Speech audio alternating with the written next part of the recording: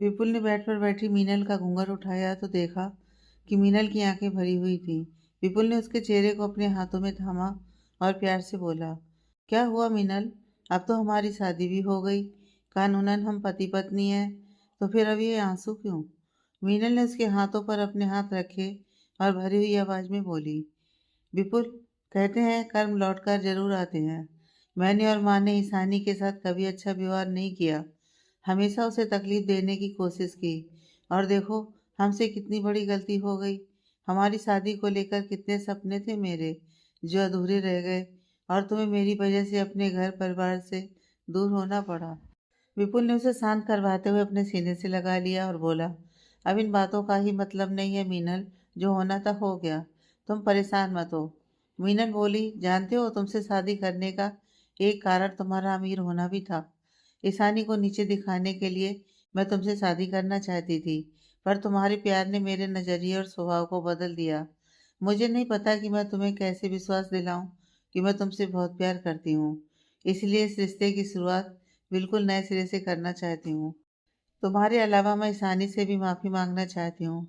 उससे कहना चाहती हूँ कि माँ ना सही, लेकिन मैं हमेशा उसका साथ दूंगी, हर परिस्थिति में। क्या मैं ये कर पाऊंगी विपुल? क्या ईशानी मुझे माफ़ कर देगी?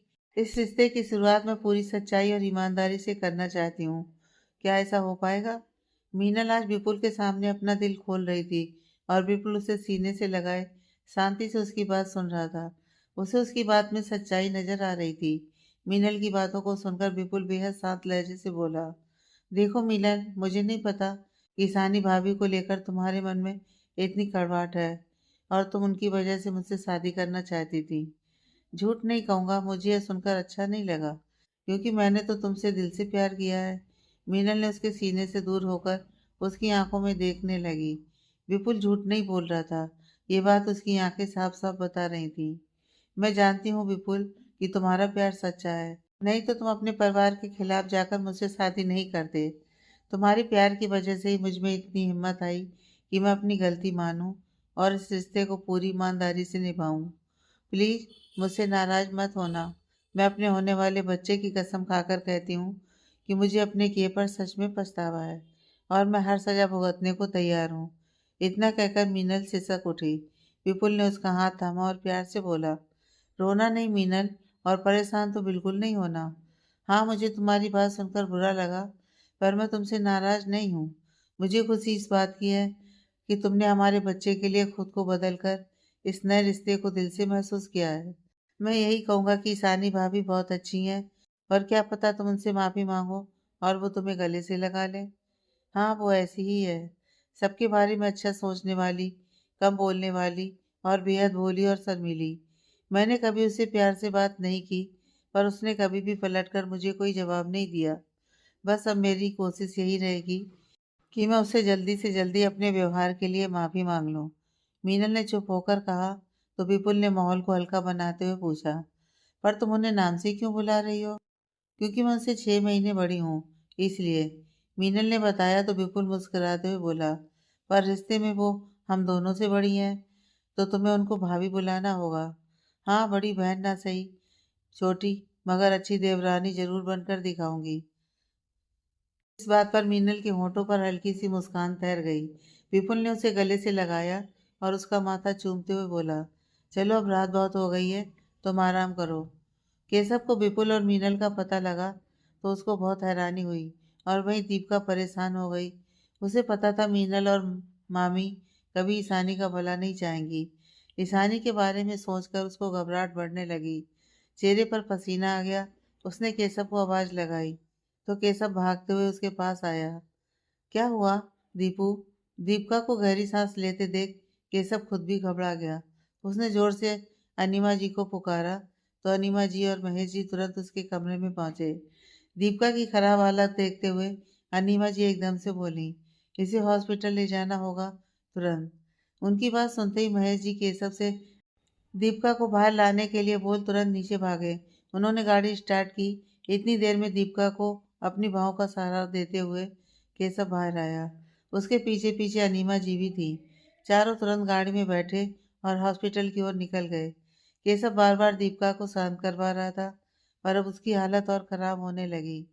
जैसे ही सब हॉस्पिटल पहुंचे, देवका को तुरंत इमरजेंसी में ले जाया गया, जहां डॉक्टर उसका चेकअप कर रहे थे। अनीमा जी और महेश जी बाहर बैठे भगवान से सब सही होने की प्रार्थना कर रहे थे। वहीं केशव बदहवास सा डॉक्टर के बाहर आने का वेट कर रहा था। अब उसे महसूस हो रहा था कि उसे दीपिका को विपुल और मीनल के बारे में नहीं बताना चाहिए था। वो ये सब सोच ही रहा था कि उसका फ़ोन बजा। देखा तो अर्जुन की कॉल थी। हेलो, तू अभी तक ऑफिस नहीं पहुंचा? केशव ने फ़ोन उठाया तो सामने से अर्जुन ने पूछा। वो अर्जुन? केशव से बोला नहीं जा रहा था। उसकी आवाज़ में परेशानी महसूस कर अर्जुन ने तुरंत पूछा, कहाँ है तू? हॉस्पिटल। केशव के इतना बोलते ही अर्जुन ने सिर्फ इतना ही कहा, मैं पहुंच रहा हूँ। करीब आधे घंटे में अर्जुन और ईशानी हॉस्पिटल में थे। अर्जुन ने ईशानी को तभी फ़ोन कर लैब से हॉस्पिटल आने के लिए बोल दिया था और खुद सीधा वहीं पहुंच गया। अर्जुन को अपने सामने पाकर ना चाहते हुए भी केशव की आंखों से आंसू निकल गए। वो उसके गले लग गया। अर्जुन, वो दीपिका, उसकी हालत ठीक नहीं है। बड़ी मुश्किल से उसने अपनी बात पूरी की तो अर्जुन ने भी उसे जोर से झप्पी दी और बोला, तू फिक्र मत कर, सब ठीक होगा। हमारी दीपिका भी और हमारा नन्हा मेहमान भी, तू चिंता मत कर। हाँ भाई, आप देखना, हमारी दीपिका बिल्कुल ठीक होगी और नन्हा मेहमान भी। आप खुद को संभालिए। ईशानी भी उन दोनों के पास जाकर बोली। कोई कुछ कहता इससे पहले ही डॉक्टर बाहर आए और बोले, एक्सक्यूज मी, पेशेंट की हालत अब कंट्रोल में है। एक्चुअली उनका ब्लड प्रेशर शूट कर गया था। शायद किसी बात को लेकर वो बेहद परेशान थी, but now see is stable. Doctor की बात सुनकर सबने राहत की सांस ली। क्या हम दीपिका से मिल सकते हैं? अनीमा जी आगे आते हुए पूछा तो डॉक्टर बोला, हाँ आप मिल सकते हैं, पर अब से आपको उनका और भी ज़्यादा ख्याल रखना होगा। 6 मंथ कंप्लीट हो गया है तो अब कॉम्प्लिकेशंस बढ़ने के चांसेस भी ज़्यादा हो गए हैं। आई होप कि आप समझ गई होंगी। डॉक्टर अपनी बात पूरी कर वहां से चला गया और अनीमा जी और ईशानी दोनों दीपिका के पास चली गईं। केशव इस वक्त बहुत डरा हुआ था और वो नहीं चाहता था कि दीपिका उसे इस हालत में देखे, फिर से परेशान हो जाए। इसलिए उसने अनीमा जी और ईशानी को अंदर दीपिका के पास जाने के लिए कह दिया। अपना हुलिया ठीक कर और चल दीपिका के पास, इस वक्त तुझे ढूंढ रही होगी। अर्जुन ने उसका कंधा थपथपाते हुए कहा और जबरदस्ती उसका हाथ पकड़ अंदर रूम में ले आया। ईशानी और अनीमा जी दीपिका के पास बैठी उससे आराम करने के लिए बोल रही थी। ईशानी ने उसके हाथ को अपने हाथ में लेकर कहा, क्या जरूरत थी इतना तनाव लेने की? अब देख, तेरी वजह से नन्हे मेहमान को कितनी तकलीफ हुई। आगे से ऐसा नहीं करना। ईशानी की बात सुनकर दीपिका ने धीरे से मुस्कुराते हुए हाँ में सर हिलाया और फिर अनीमा जी से बोली, माँ ये कहाँ है? अनीमा जी कुछ बोलती इससे पहले ही अर्जुन केशव का हाथ पकड़ अंदर खींच लाया और बोला, ये रहा, बच्चों की तरह घबरा रहा था, बड़ी मुश्किल से खींचकर अंदर लाया हूँ। दीपिका, जोर से डांट लगाना इसको। दीपिका और केशव की नजरें एक दूसरे से मिली तो बेचैनी दोनों तरफ थी। दोनों खामोशी से एक दूसरे को देख रहे थे कि तभी अनीमा जी उठते हुए बोली, तुम बात करो, मैं तुम्हारे पापा जी को देख कर आती हूँ।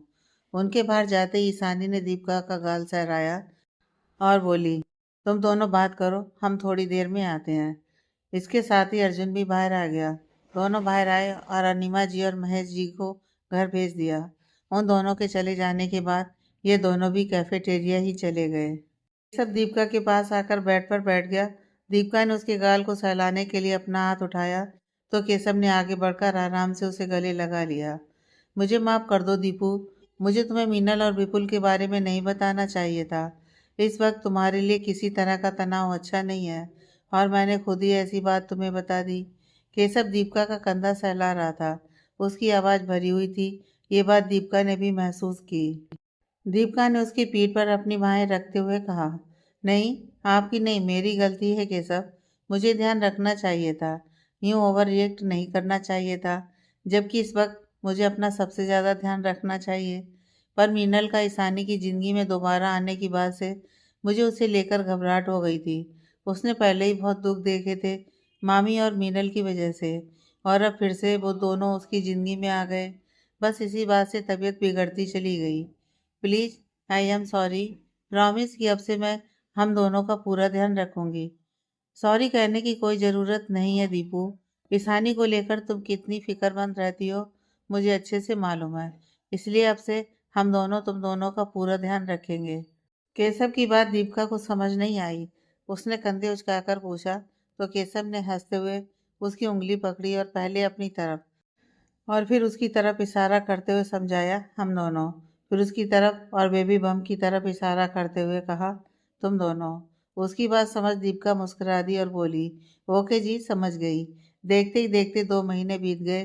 दीपिका का 9वां और मीनल का 5वां महीना शुरू हो चुका था। बीते 2 महीनों में अर्जुन ने विपुल और मीनल को वापस घर लाने के लिए राम नरेश जी को मनाने की काफ़ी कोशिश की, पर वो नहीं माने। इस बात को लेकर मीरा जी बेहद नाराज चल रही थी। उन्होंने खुद को सबसे बिल्कुल काट लिया था। वो रोज़ सुबह मीनल के पास चली जाती और शाम को लौट आती थी। मामी और मीरा जी मिलकर उसका पूरा ध्यान रखती थी। एक दिन विपुल के ऑफिस जाने के बाद मामी ने मीनल के पैरों की मालिश की और उसे आराम करने को कहकर बाहर चली गईं। मीरा जी मीनल के लिए पौष्टिक लड्डू बनाए थे, जिसके कारण वो थककर सोफे पर ही लेटी हुई थी। ये देखकर मामी ने जल्दी से किचन में जाकर 2 कप कड़क चाय बनाई और मीरा जी के पास बैठ उन्हें उठाते हुए बोली, लीजिए, गर्मा गर्म चाय पीजिए समदन जी।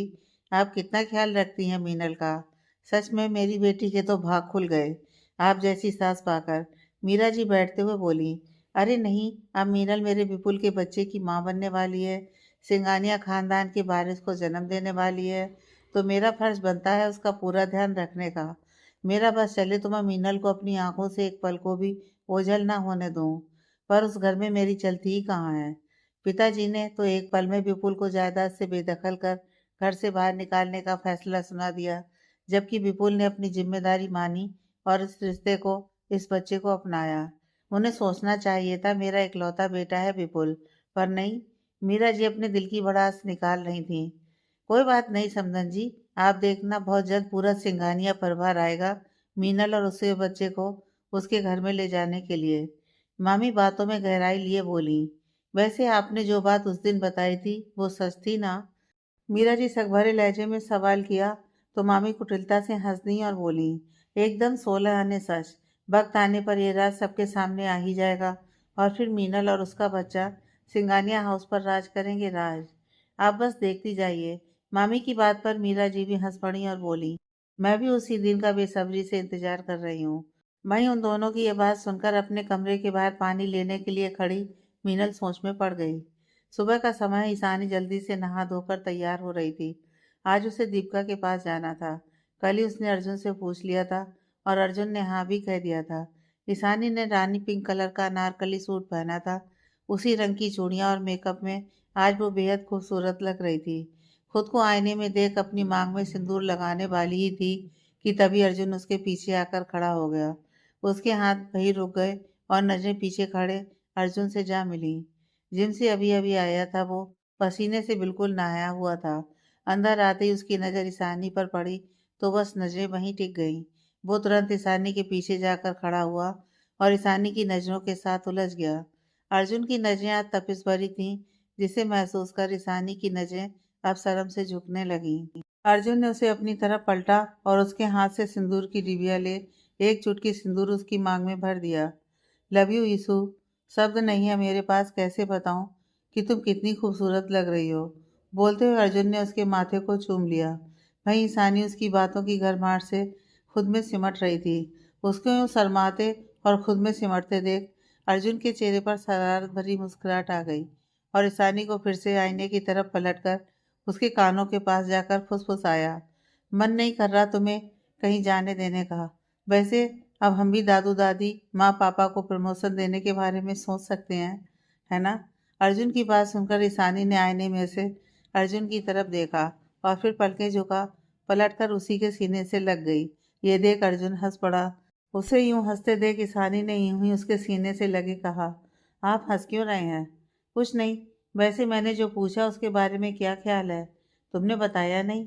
अर्जुन उसके बालों में अपनी उंगलियां चलाते हुए बोला। इस बार भी ईशानी की तरफ से कोई जवाब नहीं आया। अर्जुन जानता था कि वो कुछ नहीं कहेगी। उसकी शर्म भरी झिझक उसे कुछ कहने ही नहीं देगी। अच्छा चलो, देर हो जाएगी। अर्जुन ने उसे दूर करते हुए कहा तो ईशानी झुकी पलकों से बिल्कुल धीरे से बोली, पर आपने ही कहा था कि मैं पहले आपका सपना पूरा करूं। अर्जुन ने उसकी तरफ देखा और बोला, हाँ, और इसलिए मैंने तय किया है कि अब से तुम मेरे साथ ऑफिस जाया करोगी। मगर मैं कैसे, मुझे तो कुछ भी नहीं पता। वो थोड़ी घबरा गई। तो मैं किस लिए हूँ? और तुमसे किसने कहा कि तुम्हें सब कुछ एक ही दिन में सीखना है? मैं तुम्हें सिखाऊंगा कि कंपनी को कैसे चलाया जाता है। और एक बात, मैंने और केशव ने फैसला किया है कि तुम्हें और दीपिका को अब एएस एंटरप्राइज में पार्टनर्स बना ले। इस बात को सुनकर ईशानी और चौंक गई। ये सब मगर क्यों? क्योंकि मेरी पत्नी होने के कारण तुम मेरी कंपनी की बराबर की मालकिन हो। तुम्हें पता है, इस कंपनी को इतना कामयाब बनाने में मैंने और केशव ने बहुत मेहनत की है। और हम दोनों ही ये चाहते हैं कि तुम दोनों भी इस कंपनी को और आगे बढ़ाने में हमारी मदद करो। अर्जुन बड़े आराम से उसके सवालों का जवाब दे रहा था।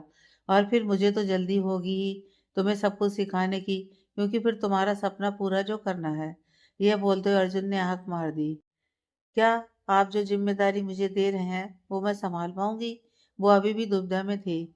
और जो सपना तुमने देखा है उसकी जिम्मेदारी तो इससे बड़ी होगी।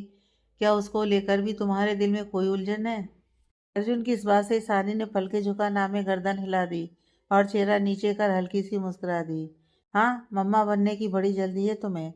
अर्जुन ने उसका चेहरा ऊपर किया तो ईशानी शर्माते हुए फिर एक बार उसके गले से लग गई। वो निकलने वाले ही थे कि अर्जुन का फोन बजा। उसने फोन उठाया तो सामने से खबर सुन वो खुशी से एकदम उछल पड़ा। ये देख हॉल में बैठे हुए सब लोगों की नज़र उस पर टिक गई। क्या बात है, किसका फोन था? और तू इतना खुश किस बात से हो रहा है? कांता जी ने पूछा तो अर्जुन उनके पास आकर बैठा और उनके गले लगते हुए बोला, बात ही खुशी की है, आप सुनेंगी तो आप भी खुशी से झूम उठेंगी। अच्छा, ऐसी क्या बात है? इस बार राधा जी ने पूछा तो अर्जुन ईशानी की तरफ देखते हुए बोला, ऐसे नहीं, ईशानी कुछ मीठा ले आओ। उसकी बात सुन ईशानी तुरंत किचन में जाकर बादाम बर्फी ले आई। अर्जुन ने एक पीस उठा दादी के मुंह में रखते हुए कहा, आप परदादी बन गई हो। माँ दादी और मैं और ईशानी चाचू चाची। दीपिका ने अभी कुछ देर पहले ही बेटे को जन्म दिया है। केशव का फोन था, उसने बताया। यह खबर सुनते ही सबके चेहरे खिल गए और अब सब हॉस्पिटल जाने के लिए उतावले हो गए। वहीं मीरा जी ने यह खबर सुनी तो थोड़ा जोर देते हुए बोली, दूसरे की खुशी में देखो सब कितने खुश हो रहे हैं। और यहाँ सिंघानिया खानदान का नन्हा मेहमान आने वाला है, उसकी किसी को कोई फिक्र ही नहीं। हूँ। मीरा जी की बात सुनकर सब एकदम चुप हो गए। पर फिर कांता जी थोड़े सख्त लहजे में बोली, हमें उनकी भी फिक्र है बहू, इसलिए तो रोज तुम्हारे पिताजी से बहस होती है मेरी। हम सब भी यही चाहते हैं कि विपुल और मीनल वापस सिंघानिया हाउस आ जाएं। लेकिन तुम्हें सिर्फ बहाना चाहिए होता है हम लोगों से बहस करने का। कांता जी की बात सुनकर मीरा जी का गुस्सा बढ़ गया। पर वो कुछ कहती अशोक जी ने उन्हें मीनल के पास जाने को कह दिया और खुद रमेश जी के साथ ऑफिस निकल गए। दादी प्लीज, दादू को मना लीजिए ना। विपुल और मीनल को घर वापस लाने के लिए अर्जुन ने दादी का हाथ पकड़कर कहा तो वो थोड़ी परेशान होते हुए बोली, कोशिश तो कर रही हूँ उन्हें समझाने की। आखिर इस घर का पहला वारिस आने वाला है। हम परदादा परदादी बनने वाले हैं। इससे बड़ी खुशी की बात क्या होगी? माना बच्चों से गलती हो गई, पर उन्होंने गलती को सुधार भी लिया। पता नहीं कौन सी अकड़ लिए बैठे हैं। दादी की बात से अर्जुन सहमत था, पर राधा जी के मन में बात अटक गई। ईशानी भी कहीं ना कहीं राधा जी के चेहरे पर इस बात को महसूस कर पा रही थी।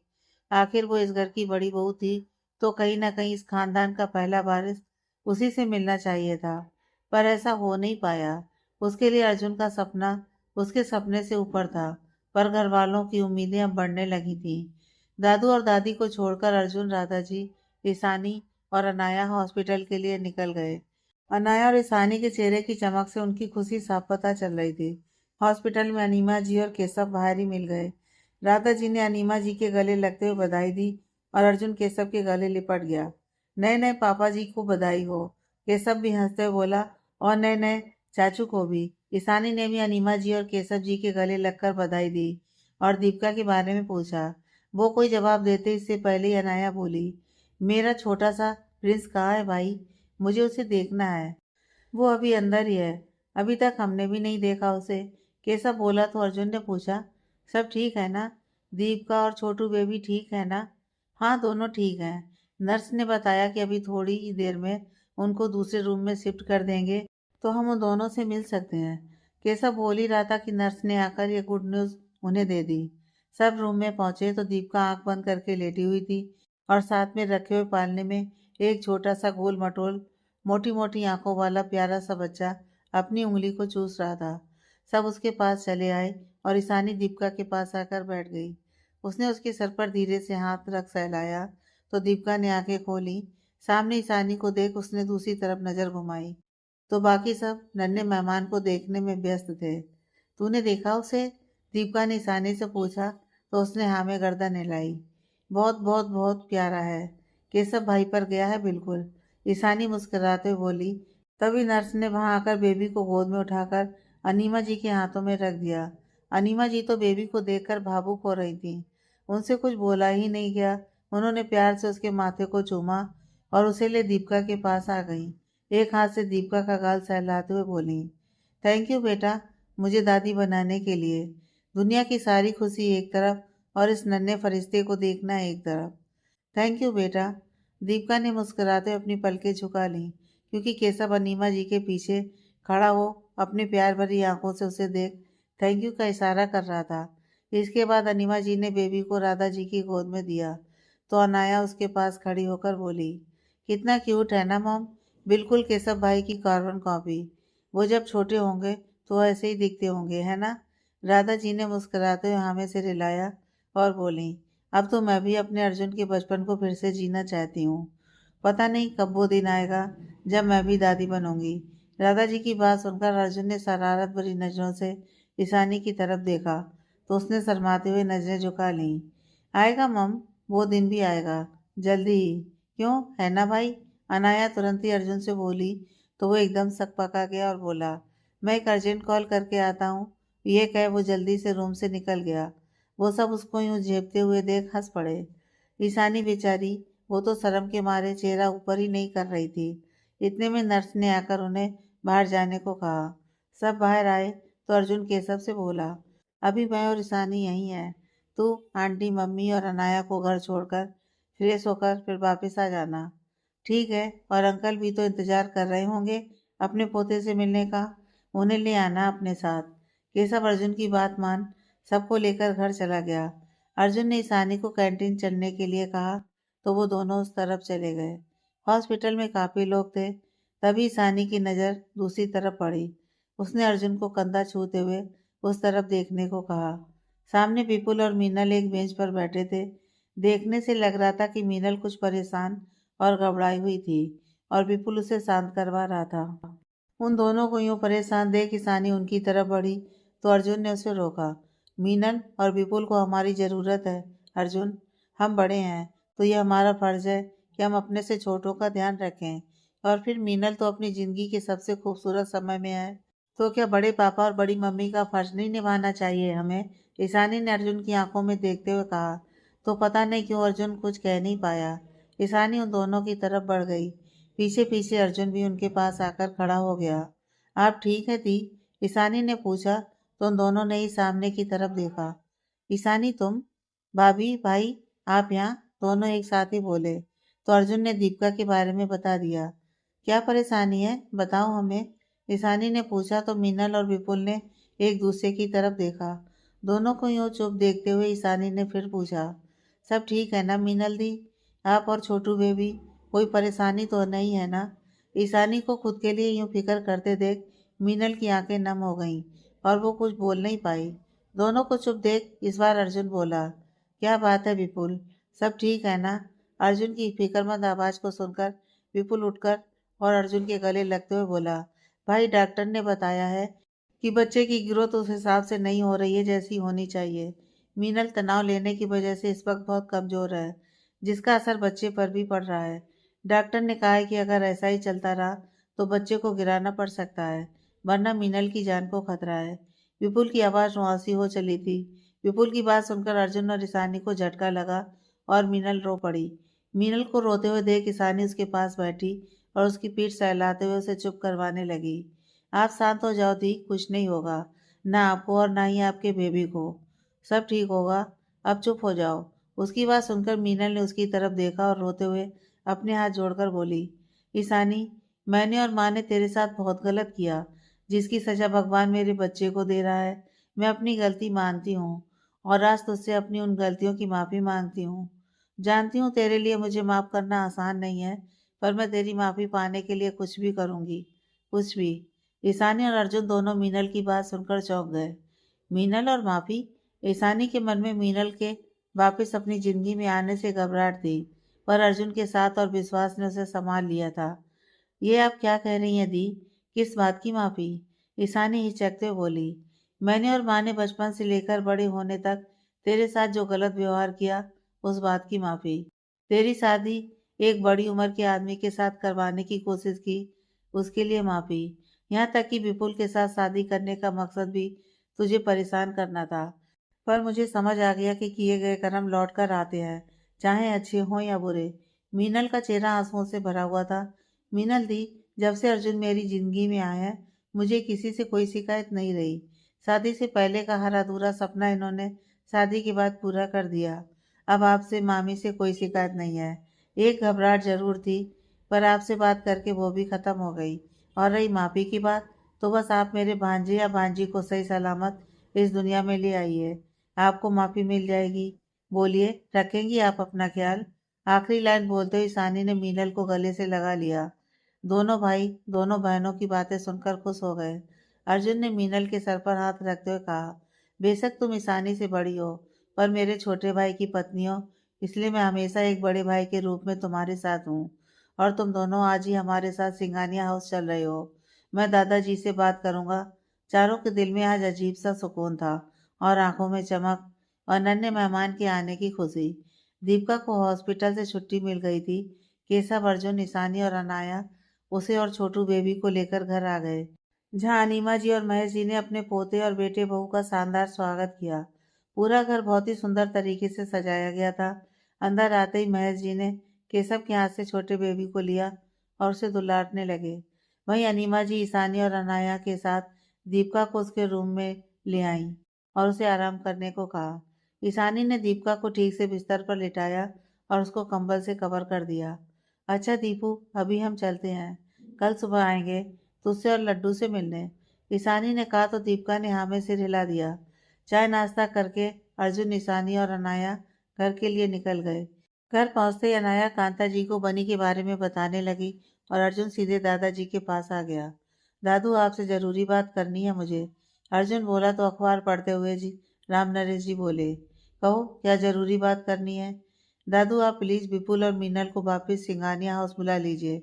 अर्जुन के कहते ही राम नरेश जी ने गर्दन उठाकर बेहद गुस्से से उसकी तरफ देखा और सपाट लहजे में बोले, नहीं, बिल्कुल नहीं। दादू प्लीज, इस वक्त उन दोनों को हम सबकी बहुत ज़रूरत है। अर्जुन बोल ही रहा था कि कांता जी भी उनके पास आकर बैठ गईं। एक बार कह दिया ना, नहीं, वो दोनों इस घर में नहीं आएंगे। राम नरेश जी गुस्सा कम करने के मूड में नहीं थे। इस बार अर्जुन ने उन दोनों को हॉस्पिटल की सारी बात बता दी और बोला, मीनल को देखभाल की बहुत ज़रूरत है दादू, प्लीज़ प्लीज़ दादू, नहीं तो उसको और उसके होने वाले बच्चों को जान का खतरा है। राम नरेश जी कुछ कहते इससे पहले ही कांता जी बोली, तू और ईशानी जाओ और विपुल और मीनल को आज के आज ही इस घर में वापस लेकर आओ। जिसको गुस्सा होना है होता रहे, आखिर इस घर के वंश की बात है। जाओ, अभी जाकर उन दोनों को लेकर आओ। दादी की बात से अर्जुन का चेहरा खिल गया और उसने दादी को गले से लगाकर कहा, मुझे पता है आप दादू को मना लोगी। मैं और ईशानी अभी जा रहे हैं उन दोनों को लाने। आप स्वागत की तैयारी रखना। अर्जुन और ईशानी निकल गए दीपिका के फ्लैट की तरफ। सच में आज ईशानी के चेहरे पर सुकून दिखाई दे रहा था। आज उसे मीनल के रूप में एक बहन मिल गई थी। फ्लैट पर पहुंचकर जब बेल बजाई तो मामी ने दरवाजा खोला। ओह, तुम दोनों, क्या हुआ? सब ठीक है ना? मामी हैरान होते हुए बोली।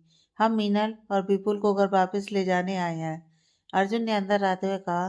तो मामी टेढ़ा मुस्कुराते हुए बोली, मुझे मालूम था कि मेरी बेटी सिंगानिया हाउस वापस जाएगी, पर इतनी जल्दी जाएगी ये नहीं सोचा था। क्या हुआ? अब अचानक क्यों लेने आए हो? कहीं तुम्हें अपनी पत्नी की कमी के बारे में पता तो नहीं चल गया? मामी की बोली हुई आखिरी लाइन अर्जुन और ईशानी को अंदर तक हिला दिया। कमी कैसी कमी? ईशानी में, मुझ में, दोनों अपनी उलझन में थे कि तभी मीनल अपनी माँ के पास आकर बोली, ये क्या कह रही हैं आप मम्मी? मामी उसकी तरफ देख तिरछी हंसी हंसते हुए बोली, भाई जो सच है, सिंगानिया खानदान को उनका वारिस तुम दोगी, ईशानी नहीं। ईशानी के बारे में इतनी बड़ी बात सुनकर अर्जुन शॉक्ड था। गला एकदम से जैसे चोक हो गया था। उसने अपने साथ खड़ी ईशानी की तरफ देखा तो वो तो जैसे अपने होश में ही नहीं थी, जड़बस सी खड़ी थी वो। उसको ऐसी हालत में देख अर्जुन ने खुद को संभाला और आगे बढ़ते हुए बेहद गुस्से से मामी से बोला, आपको क्या लगता है आप मेरी पत्नी के बारे में कुछ भी अनाप शनाप बोलेंगी और मैं चुपचाप सुनता रहूंगा?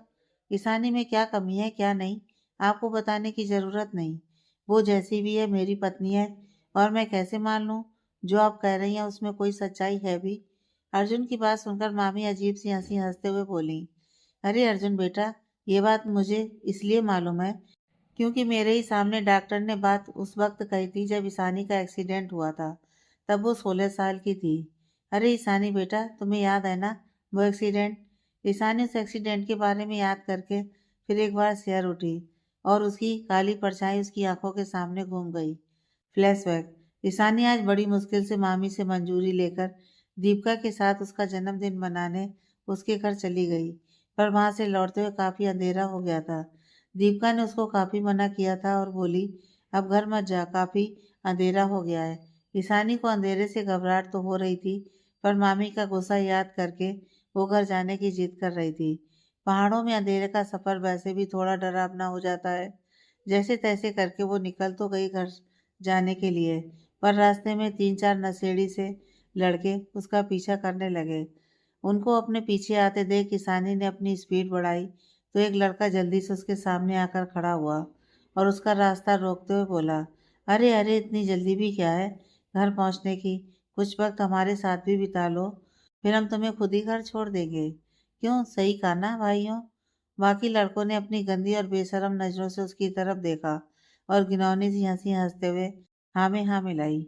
ईशानी अपने इर्द गिर्द उन लड़कों को देखकर घबराहट से पसीना पसीना हो गई, मगर फिर भी साहस करते हुए बोली, देखो मुझे जाने दो, नहीं तो अच्छा नहीं होगा। नहीं जाने देंगे, आज की रात तो बिल्कुल भी नहीं। आज की रात हम तुम्हारे साथ मिलकर रंगीन बनाएंगे। दूसरे लड़के ने आगे बढ़कर ईशानी की कलाई पकड़ने की कोशिश की तो ईशानी ने उसे एक जोर का धक्का दिया और वहां से भागी। एक पल तो लड़कों को समझ नहीं आया, और दूसरे पल वो सारे उसके पीछे भागे। रुक जा, नहीं तो तेरी वो हालत होगी जो तू सपने में भी नहीं सोच सकती।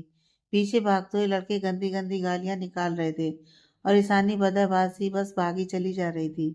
छोटे रास्तों से निकलकर वो अब बड़ी सड़क पर आ चुकी थी, जहाँ गाड़ियां लगातार चल रही थीं। भागते हुए वो अचानक एक गाड़ी से टकरा गई और आंख खुली तो उसने खुद को हॉस्पिटल में पाया। उसने उठने की कोशिश की तो पता चला काफी चोटें थीं उसके शरीर पर। बेतहाशा दर्द महसूस हो रहा था उसे।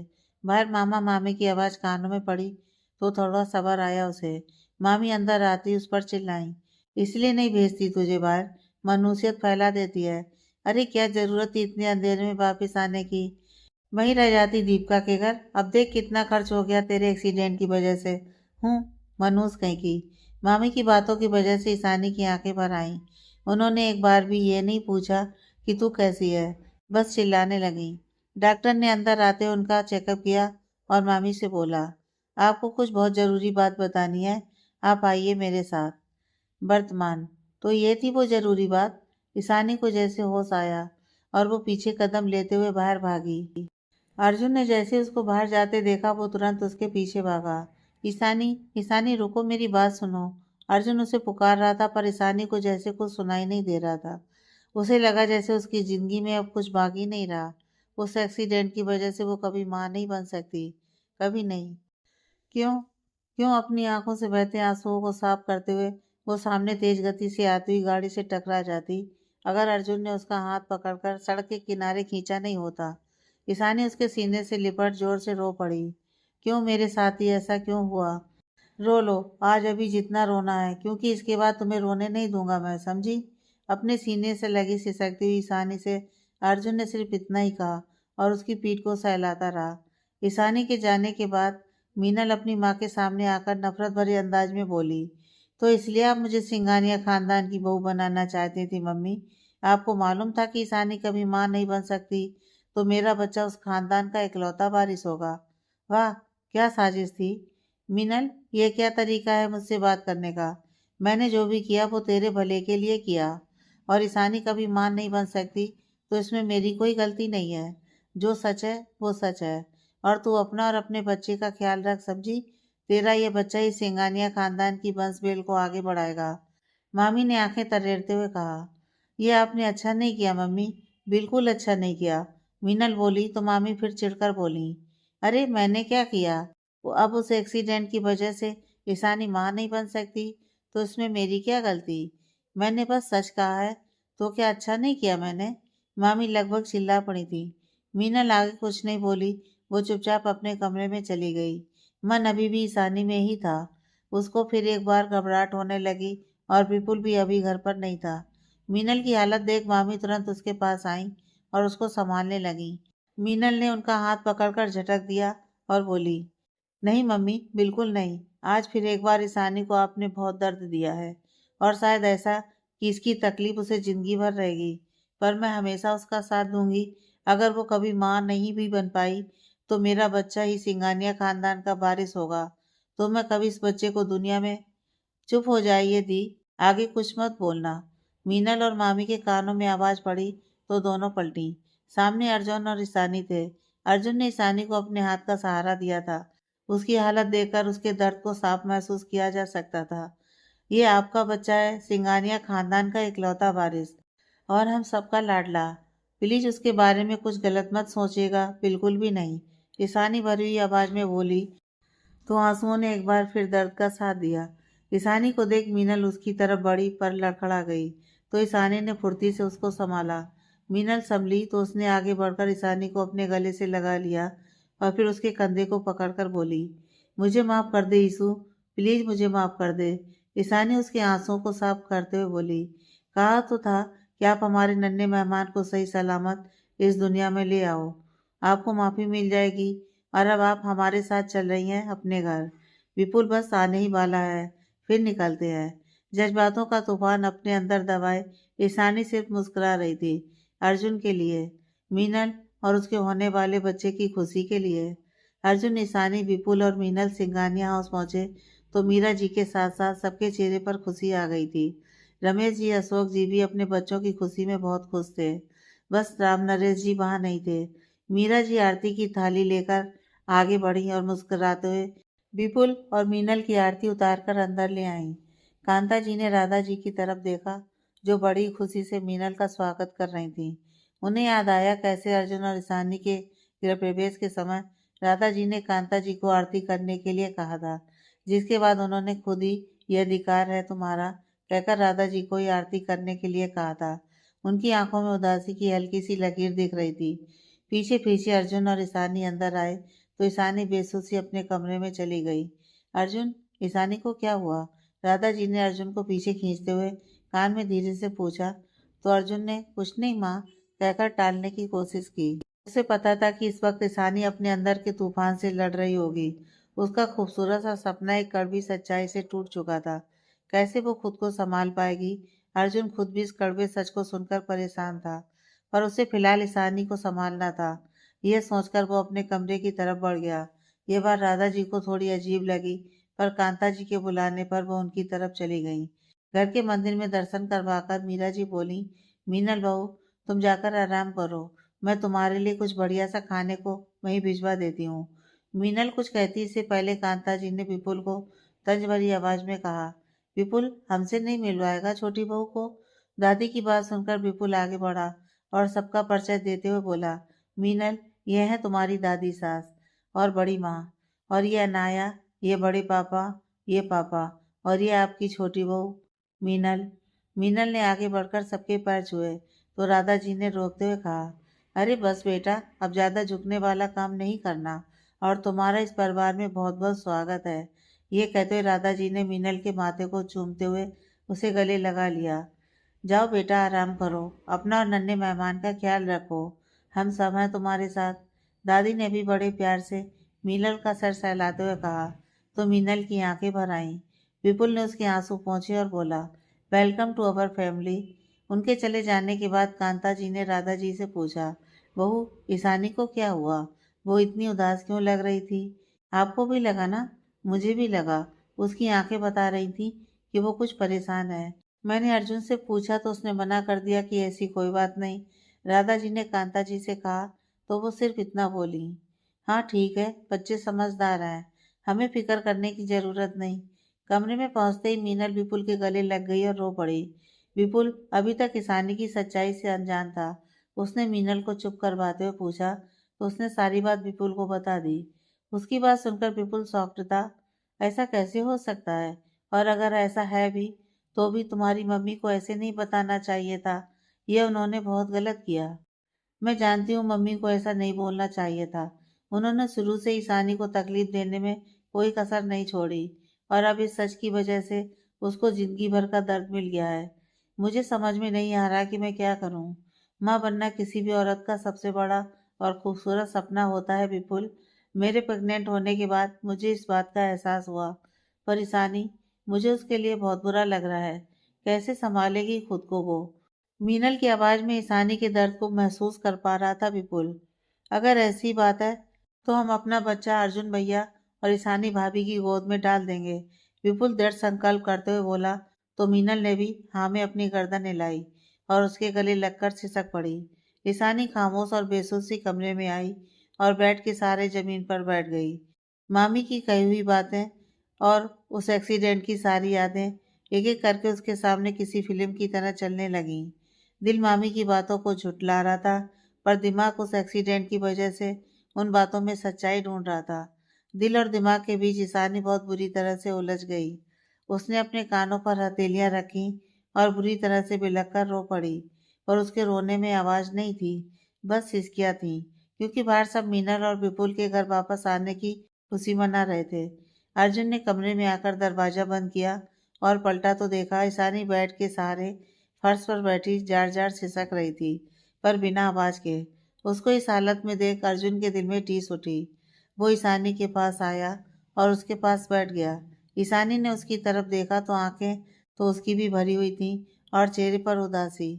ईशानी रोते हुए उसके कंधे से सिर टिकाते हुए बोली, मेरा सपना कभी पूरा नहीं होगा अर्जुन। मैं आपको पिता बनने का सुख नहीं दे सकती। मैं अधूरी हूँ, अधूरी। और ये तुमसे किसने कहा? मामी ने बोला और तुमने मान लिया? अर्जुन उसको अपनी बाहों के घेरे में ले उसके माथे को चूमते हुए बोला। पर वो एक्सीडेंट वाली बात बिल्कुल सच है।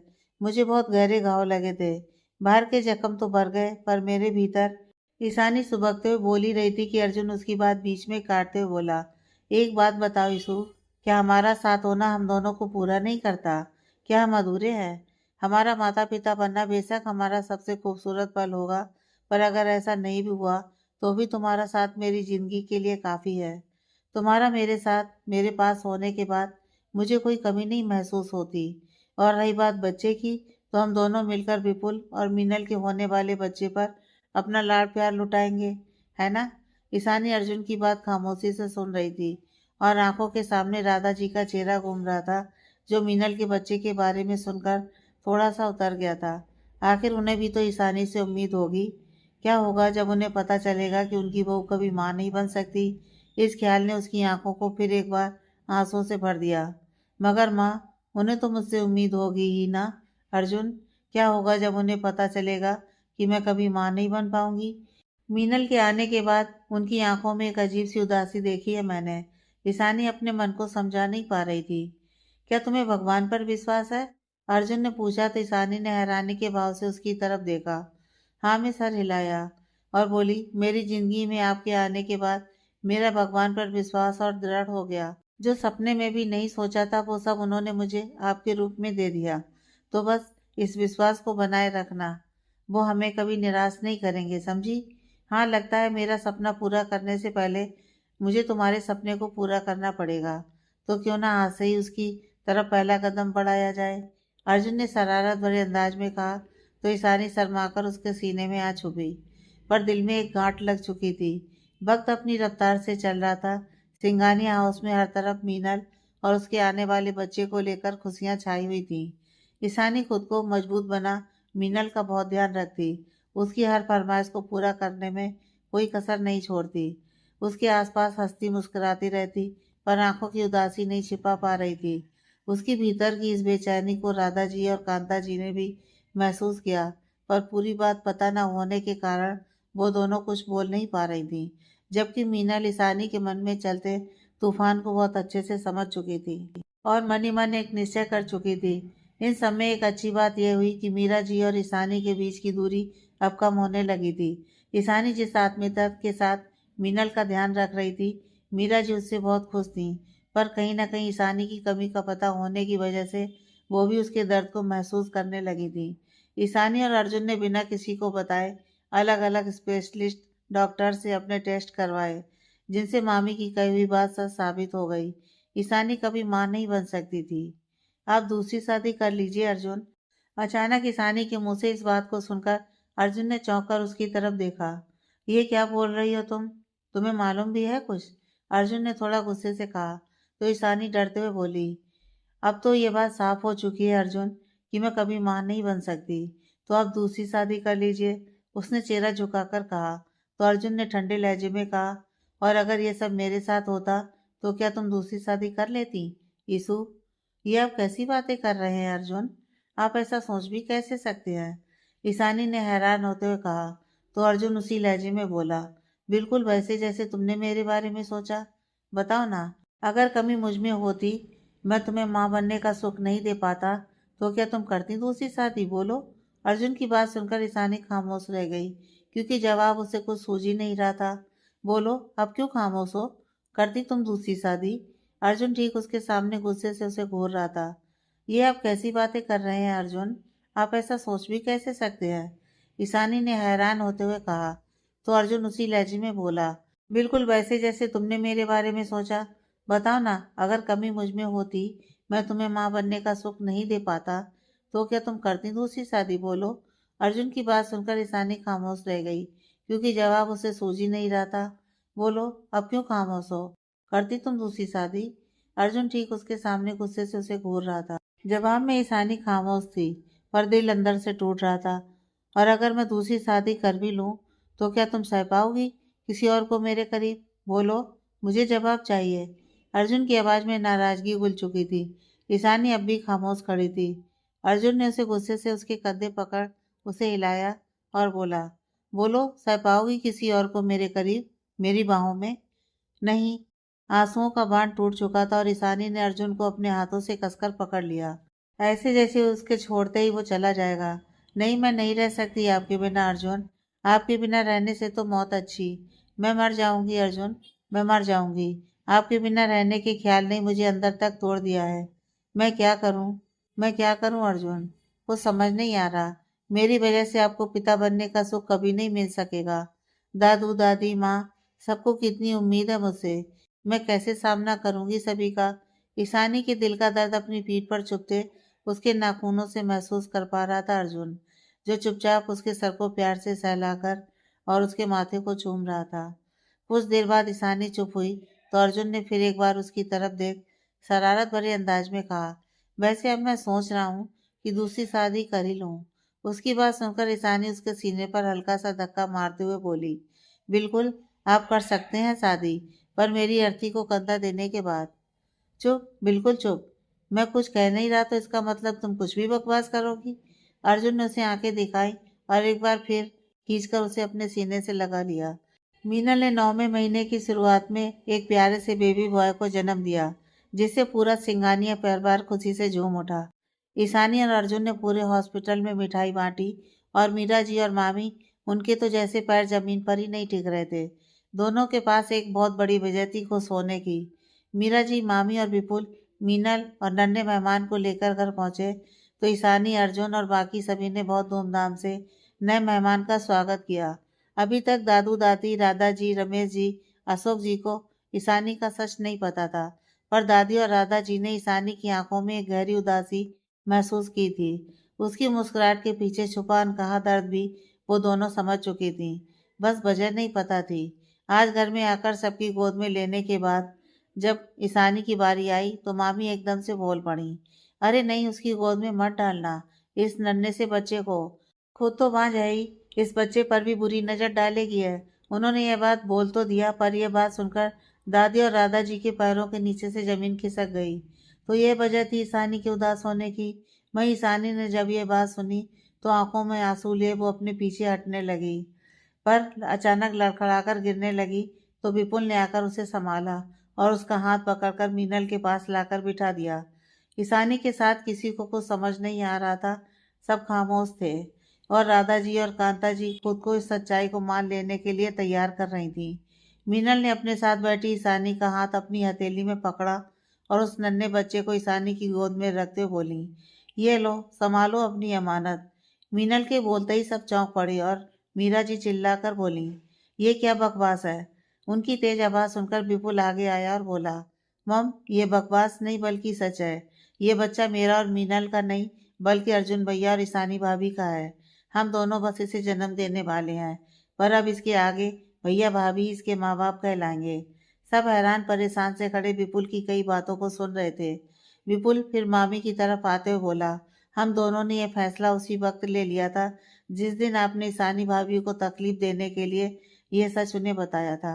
विपुल की बात सुनकर मीरा जी फिर एक बार भड़की और उस पर चिल्लाते हुए बोली, ये नहीं हो सकता। ये इस खानदान का इकलौता वारिस है। यह तुम्हारा बच्चा है और मैं तुम्हारे इस फैसले को नहीं मानती। पर मम, आप तो मेरी और मीनल की शादी के खिलाफ थी ना।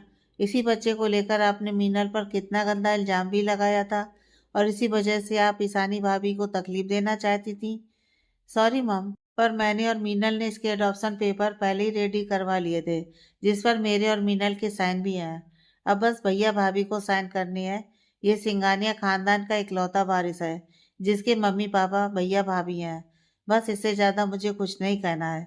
विपुल ने बेहद मजबूती के साथ अपना फैसला सुना दिया और अडॉप्शन पेपर लेकर मीनल के साथ बैठी सिसकती हुई ईशानी के पैरों के पास आकर बैठ गया।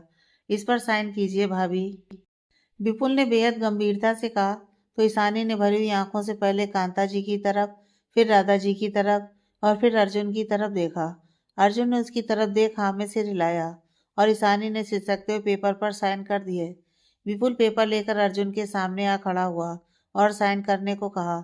अर्जुन ने उसके हाथ से पेपर लेकर उस पर साइन किए और उसे अपने गले से लगा लिया। दोनों भाइयों के मन में जज्बातों का सैलाब था, पर कोई कुछ बोल नहीं पाया। तभी सानी की गोद में सोए हुए उस नन्हे बच्चे के रोने की आवाज आई और सबका ध्यान उसकी तरफ चला गया। ईशानी ने उसे अपने सीने से लगाया और चुप करवाने लगी। मीनल बच्चे को अपना दूध नहीं पिला सकती थी क्योंकि ऑपरेशन की वजह से उसको बहुत कमजोरी थी, जिसकी वजह से डॉक्टर ने उसे दूध पिलाने से मना कर दिया था। ईशानी तुरंत उस नन्हे बच्चे को अर्जुन की गोद में थमा रसोई की तरफ भागी। कांता जी और राधा जी की आंखों में खुशी के आंसू उमड़ आए थे ईशानी की ममता को देख, और वहीं मामी और मीरा जी आज जीत कर भी हार गईं। ईशानी को जो दर्द वो दोनों देना चाहती थी, आज उन्हीं के बच्चों ने उस दर्द को अपने त्याग से मिटा दिया। राम नरेश जी दूर खड़े ये सब देख सुन रहे थे। अपने दोनों पोतों की समझदारी और बहुओं के त्याग और समर्पण ने उनका सर गर्व से ऊंचा कर दिया था। वो आगे बढ़े और अर्जुन और विपुल के सर पर हाथ रख आशीर्वाद देते हुए बस इतना ही बोले, मुझे माफ कर दो मेरे बच्चों। अर्जुन और विपुल मुस्कुराकर उनके गले लग गए। इसके बाद राम नरेश जी मीनल के पास आए और उसके सर पर हाथ रखते हुए बोले, मुझे माफ कर दो बेटा, मैंने तुम्हारे बारे में कितना गलत सोचा, पर आज जो तुमने किया है वो किसी भी माँ के लिए आसान नहीं है। बहुत खुश रहो, फूलो फलो। आज फिर एक बार सिंगानिया परिवार एक था और उस नए मेहमान की किलकारियों का मजा उठा रहा था। मामी और मीरा जी अपनी चालाकियों से फिर एक बार ठगी सी रह गईं। 2 साल बाद, चाची देखो ना, बिन्नी मेरी बात नहीं मान रही। ये 2 साल का छोटा सा विवान था जो ईशानी की गोद में बैठा सामने लेटी 9 महीने की छोटी सी गुड़िया की उंगली पकड़े हुए था। ये अभी छोटी है ना बेटा, अभी इसे पता नहीं कि आप क्या कह रहे हो। थोड़ी बड़ी हो जाएगी तो आपकी हर बात मानेगी। मीनल ने बड़े प्यार से विवान के गाल को चूम लिया। अच्छा बेटू, अब आप अपनी चाची और बहन के पास खेलो, मम्मा ऑफिस जा रही है। ओके। ईशानी ने विवान के दोनों गालों को बारी बारी से चूम लिया और बाहर जाने लगी तो विवान उसके पीछे पीछे बाहर आया और इधर उधर देखने लगा। अर्जुन ने पीछे से विवान को गोद में उठाया और अपने चेहरे से उसकी पेट पर गुदगुदी करने लगा, जिसकी वजह से विवान खिलखिलाकर हंसने लगा। पापा पापा प्लीज, नो नो, विवान हंसते हुए बोल रहा था कि राधा जी ने अर्जुन का कान खींचा। क्यों मेरे लड्डू को परेशान कर रहा है?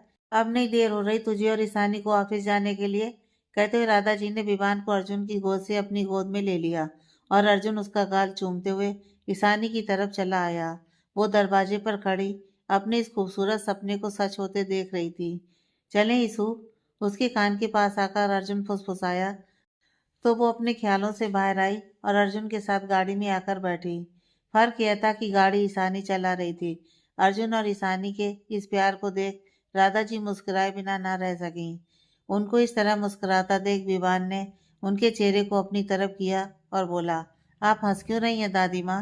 राधा जी ने उसे प्यार से गले लगाया और बोली, क्योंकि अब मेरा गुड्डा भी हंसने वाला है। इतना बोल उन्होंने विवान को गुदगुदी करनी शुरू की और वो खिलखिलाने लगा। ऑफिस में अर्जुन, केशव, ईशानी और दीपिका चारों अर्जुन के केबिन में ही मौजूद किसी इंटरनेशनल प्रोजेक्ट के बारे में डिस्कशन कर रहे थे। पिछले 2 सालों में ईशानी और दीपिका ने इस ऑफिस में अपनी मेहनत और लगन से अपनी जगह बेहद मजबूत की थी। वो सिर्फ अर्जुन और केशव की पत्नियों की हैसियत से नहीं, बल्कि अपनी काबिलियत की वजह से वहाँ थी। एएस एंटरप्राइज अब एक इंटरनेशनल कंपनी बन चुकी थी और इस सिलसिले में उन्हें विदेश में सेटल होना था। अब देखना यह था कि अर्जुन और ईशानी बाहर जाएंगे या केशव और दीपिका। पर एक समस्या थी और वो थी ईशान और विवान की दोस्ती। दीपिका और केशव का बेटा ईशान भी लगभग 2 साल का ही था। विवान और ईशान की आपस में खूब अच्छी बॉन्डिंग थी। हफ्ते में कम से कम 3-4 बार उन्हें आपस में मिलना ही होता था, नहीं तो दोनों अपने घर को सर पर उठा लिया करते थे। दोनों का ऐसा साथ देखकर केशव और अर्जुन अपने बचपन को याद करते थे और दीपिका और ईशानी अपने बचपन को। पर अब मुश्किल ये थी कि वो दोनों एक दूसरे के बगैर कैसे रहेंगे। ईशानी ने अर्जुन का सपना पूरा किया। दरी सहमी सी रहने वाली भोली भाली लड़की से लेकर एक आत्मविश्वास से भरी बिजनेस वूमन तक का सफर उसने बहुत अच्छी तरह पूरा किया था। इस सफर में ईशानी का हर पल साथ दिया था अर्जुन ने। मां न बन पाने का दुख विवान के आने से भर गया और ईशानी का एक छोटे से प्यारे से परिवार का खूबसूरत सपना भी पूरा हो गया। ईशानी जब भी अर्जुन के साथ होती, उसके मन में सिर्फ यही एक बात गूंजती, तुम साथ हो जो मेरे, अब किसी भी चीज की कोई कमी नहीं है। तुम्हारे साथ ने मुझे पूरा कर दिया। I love you Arjun. The and.